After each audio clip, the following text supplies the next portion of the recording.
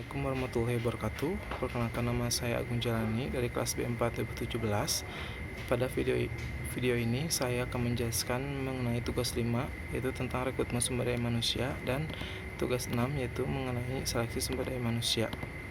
Menurut Randall S. Schuller dan Susan E. Jackson, pada tahun 1996, rekrutmen adalah serangkaian kegiatan yang digunakan untuk mendapatkan tempat pelamar kerja yang memenuhi syarat. Sedangkan menurut Edwin B. Filippo pada tahun 2006, rekrutmen adalah usaha mencari dan menarik tenaga kerja agar melamar lowongan kerja yang ada pada suatu perusahaan.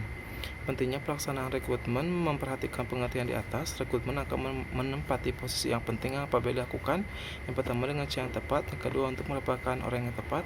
Yang ketiga, jumlah yang cukup. Yang keempat adalah untuk menempati posisi pekerjaan pada tempat yang tepat. Dan kelima adalah waktu yang tepat. Secara garis besarnya, tujuan rekrutmen ada dua, yaitu tentang tujuan umum dan tujuan khusus. Yang pertama, tujuan umum. Tujuan umum rekrutmen adalah menyediakan suatu tempat calon karyawan atau tenaga yang memenuhi syarat bagi suatu organisasi atau perusahaan.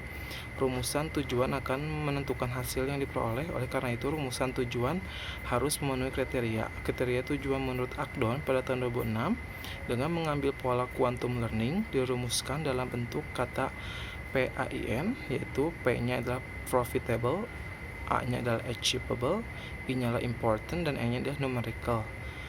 Dan GAIN, yaitu GAIN, yaitu adalah goals are improvement number.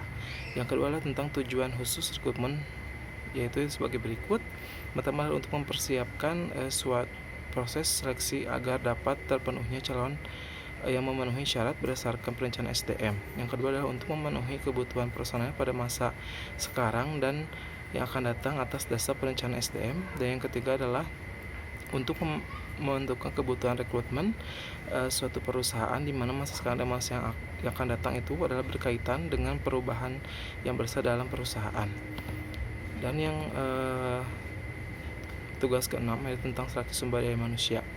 Yang pertama tentang pengertian seleksi. Seleksi adalah usaha pertama yang dilakukan perusahaan untuk memperoleh karyawan yang kualifikasi dan kompeten yang akan menjabat serta mengerjakan semua pekerjaan pada perusahaan.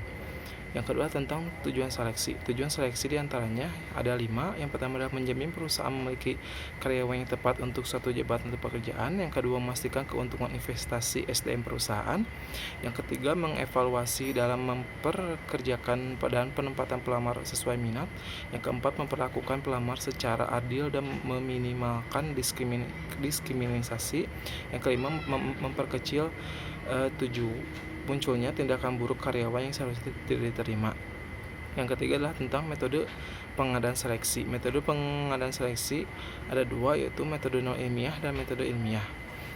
Metode non ilmiah yaitu seleksi yang dilaksanakan tidak didasarkan kepada kriteria standar atau spesifikasi kebutuhan nyata pekerjaan, tetapi yang didasarkan kepada perkiraan dan pengalaman kerja.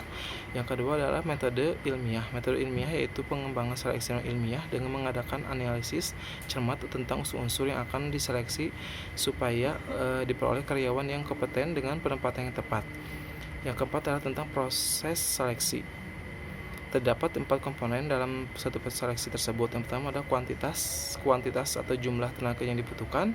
Yang kedua, standar kualifikasi tenaga kerja yang dibutuhkan. Yang ketiga adalah kualifikasi dari sejumlah calon tenaga kerja. Baiknya itu yang dapat saya sampaikan. Wassalamualaikum warahmatullahi wabarakatuh.